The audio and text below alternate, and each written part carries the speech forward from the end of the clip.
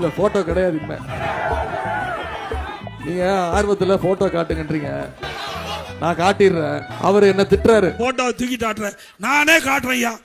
நீ என்ன காட்டுறது, நானே காட்டுறேன்.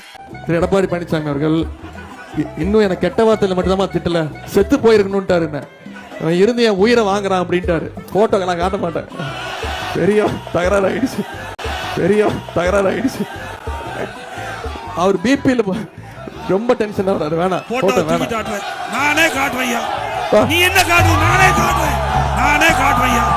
நீ என்ன காட்டுறது, நானே காட்டுறேன், நானே காட்டுறேன் ஐயா.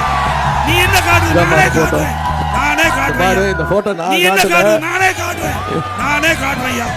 நீ என்ன காட்டுறது, நானே கீழே ஒருத்தர் படுத்திருக்காருமா.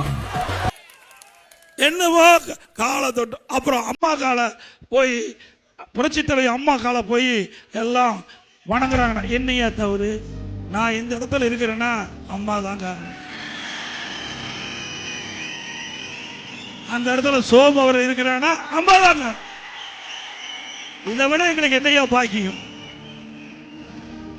எங்களுக்கு வாழ்வு கொடுத்தவர்கள், எங்களுக்கு பொன்மனச்செம்மல் புரட்சித்தலைவர் எம்ஜிஆர், இதே புரட்சித்தலை அம்மா, நாங்க தெய்வமா மதிக்கிறோம்.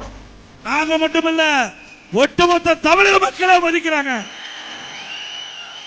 அவருடைய காலிலே தொட்டு வணங்குவது என்ன தவறு?